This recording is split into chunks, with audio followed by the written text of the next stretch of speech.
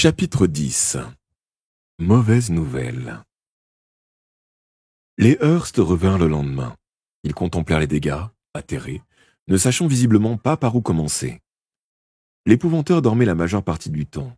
Nous ne pouvions cependant le laisser dans une pièce où le vent soufflait par les vitres brisées.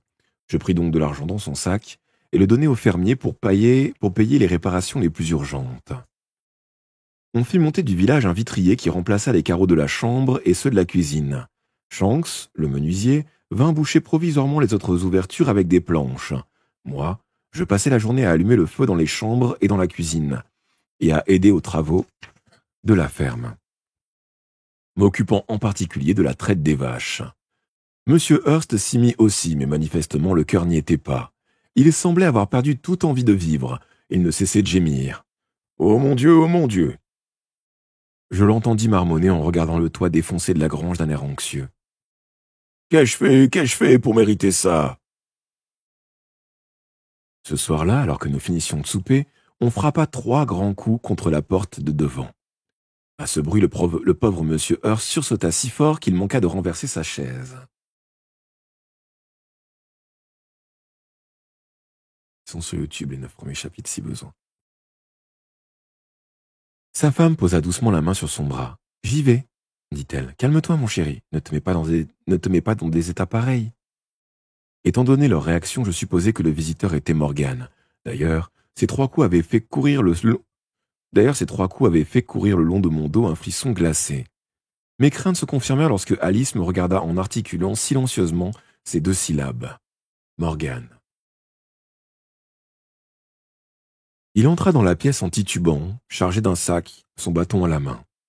Avec son manteau et son capuchon, il avait tout d'un épouvanteur. « Tiens » railla-t-il en me dévisageant. « Voilà le jeune apprenti en personne, maître Ward. Ravi de vous revoir. » Je répondis d'un hochement de tête. « Eh bien, le vieux, que s'est-il passé ici ?» reprit-il sur le même ton sarcastique. « Tu n'as donc aucune dignité ? Comment peux-tu laisser la ferme dans cet état ?» « Oh, ce n'est pas sa faute !» aboya Alice. « Vous êtes idiot ou quoi ? N'importe quel imbécile verrait que c'est l'œuvre d'un gobelin !» Morgan lui lança un regard furieux et leva son bâton d'un geste menaçant. Alice le fixa sans broncher avec un sourire moqueur. Il se tourna alors vers sa mère. « Et l'épouvanteur a envoyé son apprenti pour régler l'affaire, hein ? Eh bien, il n'a guère de gratitude envers toi, la vieille. Tu t'es occupé de sa jeune sorcière, il ne daigne même pas se déplacer en personne. Il n'a jamais été qu'une brute sans cœur. » À ces mots, je bondis d'indignation. « Monsieur Grégory est venu immédiatement. Il est en haut, alité. Il a été gravement blessé par le gobelin. » Comprenant aussitôt que j'en avais trop dit, j'eus peur pour mon maître. Il était affaibli, sans défense, et Morgan l'avait menacé dans sa lettre. « Oh !» fit celui-ci goguenard. « Blessé par un gobelin, ah, Seigneur ! Se débarrasser d'une de ces créatures, c'est pourtant facile. Ton maître baisse, petit, un effet de l'âge probablement. Le vieux fou a fait son temps, je vais monter lui dire 2 mots. »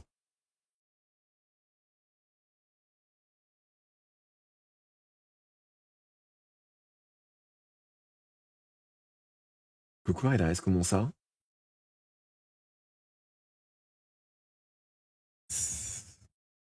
Là-dessus, il traversa la cuisine et s'engagea dans l'escalier. Je me penchai vers Alice, lui ordonnai à voix basse de ne pas bouger et emboîtai le pas à Morgan. Je crus d'abord que Madame Hearst allait me retenir, mais elle se contenta de s'asseoir et enfouit son visage dans ses mains. Je commençai à monter avec précaution, m'arrêtant tous les 3 marches pour que le grincement n'alerte pas Morgan. J'entendis son rire sonore, puis à tout l'épouvanteur. Un craquement retentit derrière moi. Je me retournai et découvris Alice, un doigt sur la bouche, elle m'intima le silence. La voix de l'épouvanteur s'éleva dans la chambre. « Toujours en train de creuser ce vieux tumulus, hein ? Tu y laisseras la vie un jour ou l'autre, et un peu de bon sens. Éloigne-toi de cet endroit tant qu'il en est encore temps. » J'ai pas la même voix que d'habitude.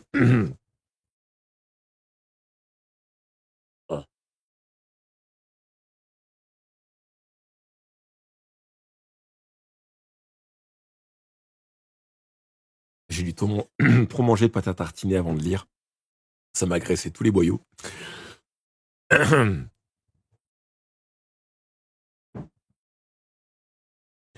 Vous pourriez me faciliter la tâche, répliqua Morgan. Rendez-moi ce qui m'appartient, c'est tout ce que je te demande. Si je te le rendais, tu causerais une catastrophe inimaginable. Du moins, au cas où tu survivrais. Pourquoi t'obstiner ainsi? Cesse de provoquer l'obscur. Cesse de provoquer l'obscur. Souviens-toi de ce que tu as promis à ta mère. Il n'est pas encore trop tard pour faire quelque chose de ta vie.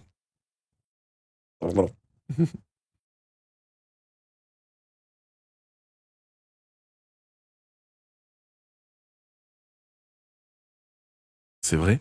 Encore une fois, il y a les vidéos sur YouTube, Aridares, donc... go. Si ça t'aide vraiment à t'endormir, il y en a plein disponibles sur YouTube des vidéos. Comme ça. Ne parlez pas de ma mère, rétorqua Morgan, et cessez de prétendre vous intéresser à moi. La vérité est que vous êtes toujours soucié de nous comme d'une guigne. Tout ce qui vous importait, c'était cette sorcière. Dès que Meg Skelton est apparu, ma pauvre mère n'a plus la moindre chance. Où cela vous a-t-il mené? Et qu'est-ce que ça lui a apporté, sinon une vie de misère? Tu te trompes, mon garçon, je me soucie de toi et de ta mère. Je l'ai aimée autrefois, comme tu le sais, et toute ma vie j'ai agi de mon mieux pour l'assister. C'est pour sa sécurité que j'ai tenté de t'aider, malgré ce que tu as fait. L'épouvanteur se remit à tousser. Morgan jura et marcha vers la porte. Les choses ont changé, vieil homme, gronda-t-il, et je reprendrai ce qui est à moi. Si vous refusez de me le rendre, alors j'emploierai d'autres moyens. Alice et moi nous fîmes vivement demi-tour, nous étions de retour dans la cuisine avant que les bottes de Morgan ne résonnent dans l'escalier. Il ne nous adressa pas un regard, ignorant son père et sa mère, le visage aussi sombre qu'un ciel d'orage. Il traversa la cuisine et pénétra dans le hall d'entrée. Nous l'entendîmes tourner une clé dans une serrure, tirer un verrou, entrer dans une pièce voisine qu'il arpenta un moment, enfin il en sortit, referma le verrou. L'instant d'après, il avait quitté la maison en claquant bruyamment la porte derrière lui. Autour de la table, personne ne dit mot. Je ne pus m'empêcher d'observer Madame Hurst, ainsi l'épouvanteur l'avait aimée, elle aussi, autrefois.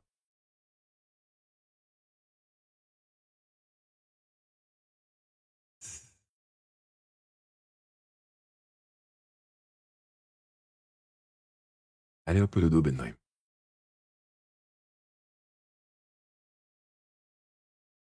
Autour de la table, personne ne dit mot. Attention, ça, j'avais lu. C'était la troisième femme qui avait compté dans sa vie, et c'était une des raisons pour lesquelles Morgan avait une dent contre lui. « Allons nous coucher, mon chéri, » dit Madame Hurst à son mari d'une voix pleine de tendresse. « Tu as grand besoin d'une bonne nuit de sommeil, tu te sentiras mieux demain. » Sur ces mots, ils quittèrent la table. Madame Hurst, traînant les pieds, se dirigea vers l'escalier. Je ressentis envers eux une grande pitié. Personne ne méritait un fils comme Morgan. Madame Hurst se tourna vers nous. Madame Hurst se tourna vers nous. « Ne tardez pas à gagner vos chambres, vous aussi, » nous recommanda-t-elle. Nous acquiesçâmes poliment et attendîmes qu'ils aient disparu dans l'escalier. « Bon, nous voici tous les deux, » dit alors Alice. « Si on jetait un coup d'œil dans la chambre de Morgan, qui sait ce qu'on y trouverait ?» La pièce où il allait? Alice fit signe que oui. « Des bruits bizarres s'y font entendre parfois. J'aimerais savoir d'où ça provient. »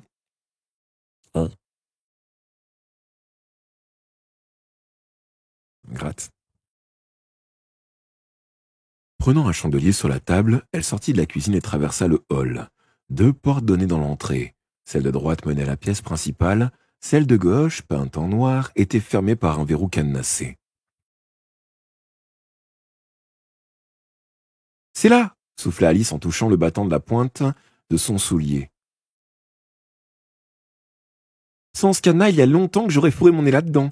Ta clé va nous ouvrir ça, hein, Tom ?» Embête ces cheveux là, oust. Ma clé fonctionna sans peine. Poussant la porte, nous découvrîmes une grande chambre tout en longueur, avec une fenêtre au bout, dissimulée par des rideaux noirs. Le sol était carrelé sans le moindre tapis. Pour tout mobilier, la pièce ne contenait qu'une grande table de bois, avec une chaise à haut dossier à chaque extrémité. Alice entra dans la pièce. « Rien à voir ici, on dirait. »« Non, rien à voir ici, on dirait, » murmurai-je. « Qu'est-ce que tu t'attendais à trouver ?»« Oh, je ne sais pas. Je pense qu'il y a quelque chose. Il m'est arrivé de surprendre les bruits de clochettes, de celles qu'on agite à la main. Un jour, une grosse cloche a sonné le glas. Il y a souvent des clapotis d'eau, des pleurs de filles. Je suppose que c'est la voix de sa sœur morte. Ça se passe quand, ça se passe quand il est dans la, ça se passe quand il est dans la pièce? Oui, généralement. En son absence, j'ai entendu un chien aboyer. Puis il y a eu des grognements et des reniflements juste derrière la porte. À croire qu'une bête cherchait à s'échapper. Les Hearst évitent cette pièce. Je crois qu'ils ont peur de ce qui pourra en sortir.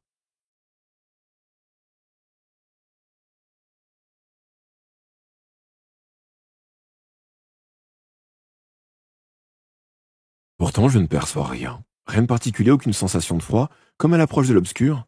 L'épouvanteur m'a dit que Morgan était un nécromancien, un magicien qui se sert des morts.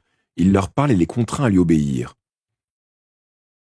D'où tient-il son pouvoir? Il n'utilise pas la magie du sang ni celle des ossements, ainsi que le font les sorciers, et il n'y a pas non plus recours à leur service. Je le sentirai, dit Alice en fronçant le nez. Alors? Je haussai les épaules. Peut-être est-il en relation avec Golgoth, l'un des anciens dieux. Tu sais ce que dit l'épouvanteur, s'il ne cesse de creuser ce tumulus, il finira par y laisser sa peau. L'endroit s'appelle le Quignon de Pin. Il se trouve sur les hauteurs de la lande. Peut-être Morgan essaie-t-il de convoquer Golgoth, comme le faisaient les peuples d'autrefois. Peut-être que peut-être Golgoth l'y est-il d'une manière ou d'une autre, parce qu'il désire réapparaître. Or, Morgan n'arrive pas à ses fins, car l'épouvanteur est en possession d'une chose dont il a besoin, une chose qui lui faciliterait la tâche. Alice hocha pensivement la tête. Ça se pourrait, Tom. Tout de même, ce qu'il disait était fort curieux. Je n'imagine pas le vieux Grégory et Madame Hearst ensemble. Ça me semble difficile à croire. J'étais bien de cet avis. Comme il n'y avait rien de plus à voir dans la pièce, nous ressortîmes. Je tirai le verrou et renfermai soigneusement les cadenas. Tous ces mystères ainsi que les secrets, tous ces mystères ainsi que les secrets de l'épouvanteur m'intriguaient au plus haut point. Morgan ne se montra plus jamais. Non, Morgan ne se montra plus à la ferme de la lande, où nous restâmes une semaine avant de retourner à la maison de l'épouvanteur.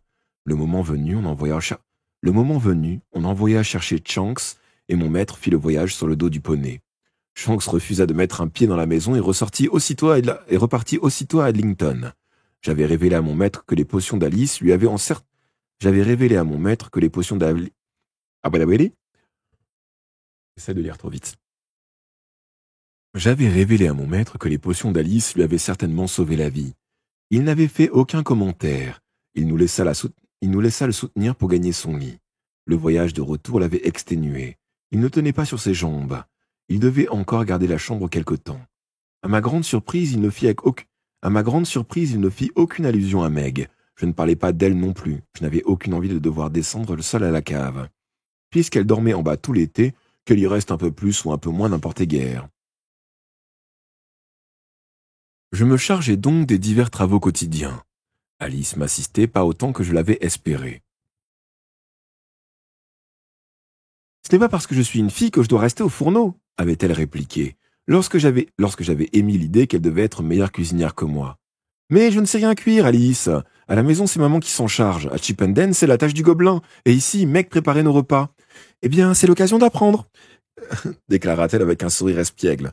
Quant à Meg, elle ne serait peut-être pas si docile sans cette tisane que tu lui donnes à boire. Le matin du 3e jour, l'épouvanteur descendit prudemment l'escalier et vint s'asseoir à table avec nous. Je m'occupais de mon mieux du petit déjeuner. Cuisiner était plus dur que ça en avait l'air, pas aussi dur cependant que le bacon que je servis. Nous mangeâmes en silence. Au bout de quelques minutes, l'épouvanteur repoussa son assiette. « C'est une chance que je n'ai garde appétit, petit !» fit-il avec malice. Sinon la faim m'aurait forcé à avaler tout ça, et je n'y aurais sans doute pas survécu.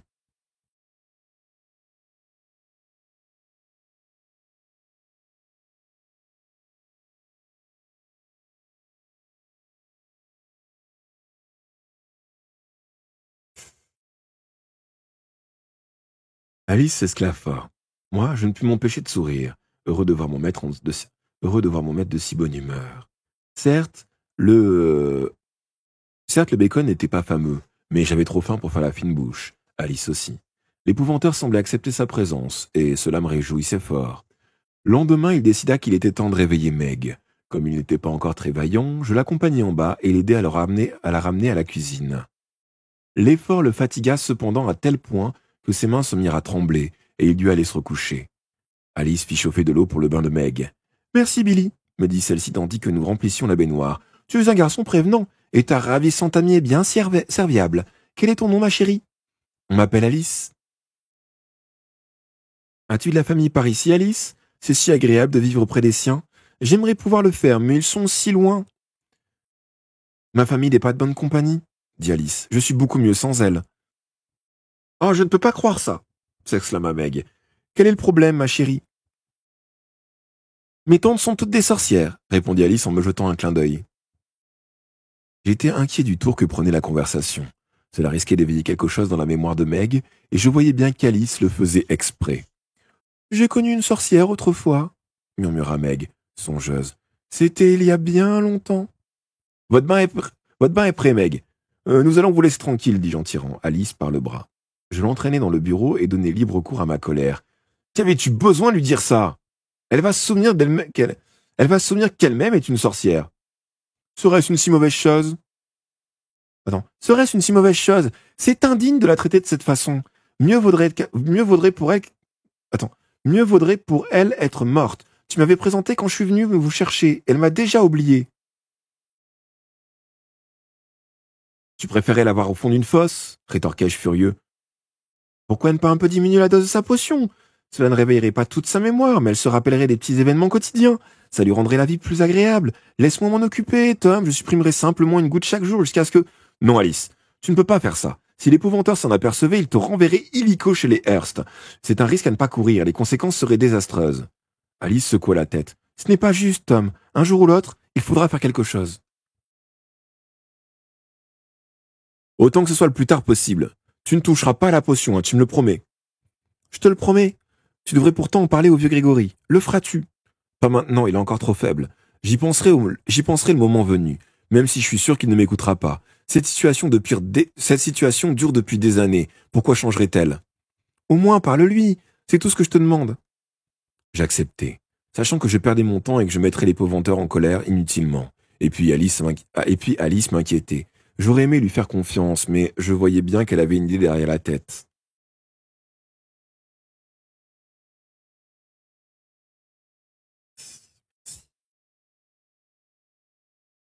L'épouvanteur redescendit dans l'après-midi et réussit à avaler un bol de bouillon. Il passa ensuite la soirée devant l'âtre, enveloppé dans une couverture.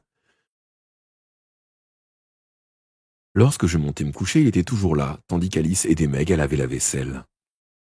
Le matin suivant, un mardi, mon maître me donna une courte leçon de latin. Après quoi, fatigué, il remonta se coucher. Je passai donc le reste de la journée à étudier seul. En fin d'après-midi, on frappa à la porte. J'allais ouvrir, c'était Shanks.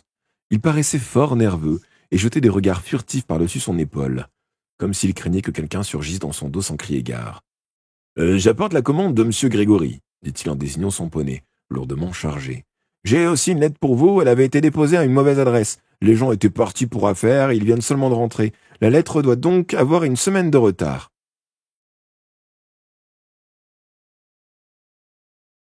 Je le dévisageai avec étonnement. Qui pouvait bien m'écrire ici?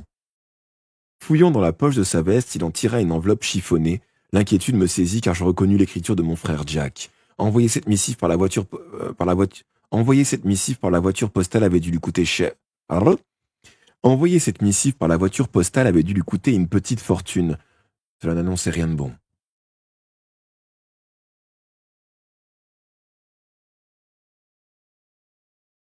Je déchirai l'enveloppe et dépliai la lettre, elle était brève.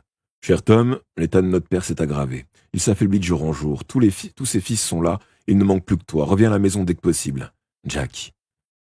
Jack avait toujours été brusque et ces quelques lignes me firent l'effet d'un coup de poing à l'estomac. Je n'arrivais pas à croire que papa allait mourir. Je ne pouvais pas l'imaginer. Le monde ne serait plus le même sans lui. Si ce courrier était en souffrance depuis une semaine, je risquais d'arriver trop tard. Tandis que Shanks déchargeait nos provisions, je montai en courant à la chambre de l'épouvanteur. Je lui tendis la lettre, les mains tremblantes. Il la lut et poussa un long soupir. « Je suis désolé d'apprendre cette mauvaise nouvelle, dit-il. Retourne vite chez toi. Dans un moment pareil, ta mère a besoin de t'avoir auprès d'elle. Mais vous, est-ce que ça ira? Oh, ne t'inquiète pas pour moi, je serai bientôt remis. Pars tant qu'il fait encore jour. Mieux vaut que tu sois sorti de la lande avant la tombée de la nuit. » À la cuisine, je retrouvai Alice et Meg bavardant à voix basse. Meg me sourit. Je vais vous préparer un repas spécial ce soir, dit-elle. Je ne serai pas là pour souper, Meg. Mon père est très malade, je retourne chez moi quelques jours. Oh, je suis désolé pour toi, Billy. La neige ne va pas tarder à tomber. Habille-toi chaudement. Le gel pourrait te casser les doigts. Va-t-il vraiment très mal? Va-t-il vraiment très mal, Tom? S'inquiéta Alice. Je lui donnai la lettre et elle la parcourut rapidement. Oh, Tom, je suis navrée, dit-elle en venant m'embrasser. Peut-être est-ce moins grave qu'il n'y paraît. Nos yeux se rencontrèrent et je compris qu'elle n'avait dit cela que pour me réconforter. L'un et l'autre, nous craignons le pire. Ben, c'est une vieille époque, en fait. Tu vois? À la poste, ça devait pas être la même chose, je pense. Je m'apprêtais au départ, je ne m'embarrasserai pas de mon sac. Je le laissai dans le bureau, mais dans ma poche, en plus d'un morceau de fromage, je glissai mon briquet Amadou et un morceau de chandelle. Ça pouvait toujours servir. Après avoir salué mon maître, je me dirigeai vers la porte. Alice m'y attendait. Elle décrocha son manteau et l'enfila. Je t'accompagne un bout de chemin, me dit-elle avec un sourire triste. Nous marchâmes donc côte à côte, silencieux. J'étais transi et angoissé. Quant à Alice, je la sentais tendue.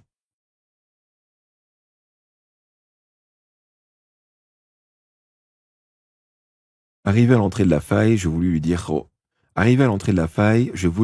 revoir. Je vis qu'elle avait les larmes aux yeux. Qu'est-ce qui ne va pas, Alice? Oh, je ne reste pas à la maison. Je ne reste pas à la maison pendant ton absence. Le vieux Grégory me renvoie. Je repars à la ferme de la Lande. Oh, je suis désolé. Il ne m'en a pas parlé. Je pensais que tout allait bien pour toi. Il me l'a annoncé hier soir. Il n'aime pas me voir trop proche de Meg. Trop proche? Il a dû nous surprendre en train de bavarder. Qui peut savoir ce qui se passe dans sa tête? Je voulais te le dire, pour que tu te saches où me trouver quand tu reviendras. Je passerai te voir dès mon retour, avant même de regagner la maison de l'épouvanteur, lui promis-je. Merci, Tom, murmura-t-elle en me serrant doucement la main. Sur ces mots, je la laissai et continuai ma route.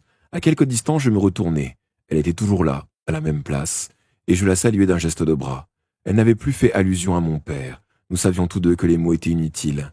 Ce qui m'attendait chez moi m'emplissait d'effroi. Le crépuscule tomba très vite, encore assombri par une épaisse couche de nuages gris.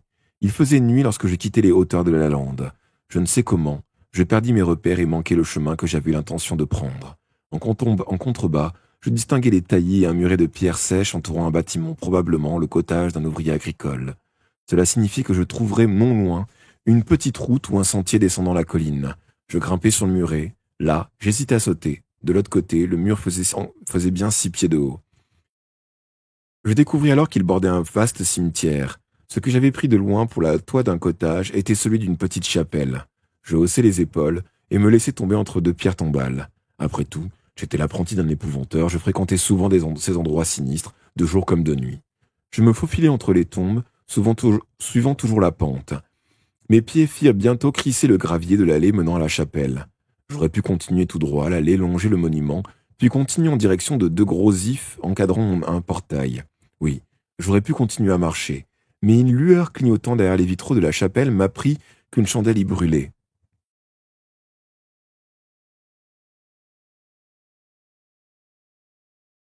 En passant devant la porte, je vis qu'elle était entrebâillée et j'entendis distinctement une voix venue du dedans.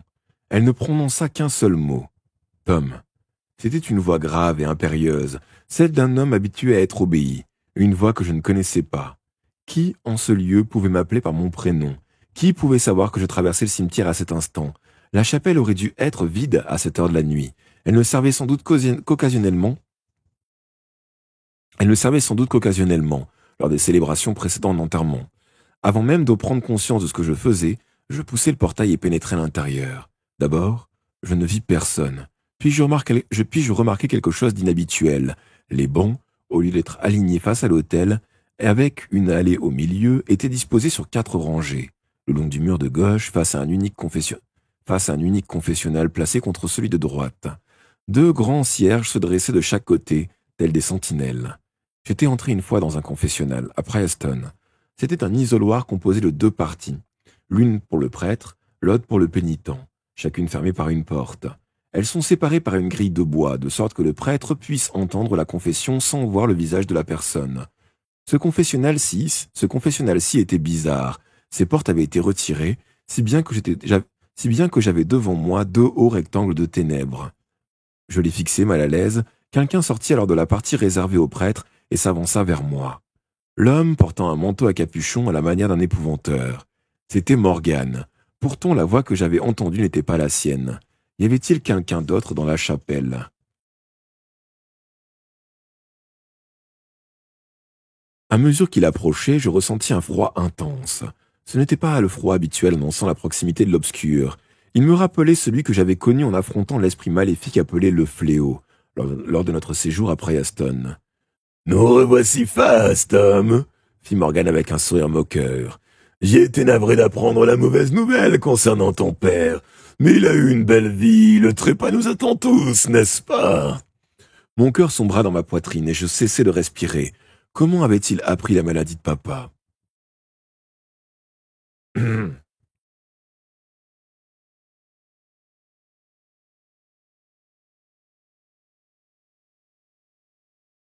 Néanmoins, la mort n'est pas la fin de tout. Tom, reprit-il, faisant un pas de plus vers moi. Nous pouvons encore communiquer un temps avec ceux que nous aimons. Souhaiterais-tu parler à ton père? Je peux l'évoquer pour toi, si tu le désires. Je me taisai. Le sens de ces paroles pénétrait lentement en moi, et j'en restais pétrifié. Oh, Tom, je suis désolé, continua Morgan. Bien sûr que tu ne peux pas le savoir. Ton père s'éteint la semaine dernière.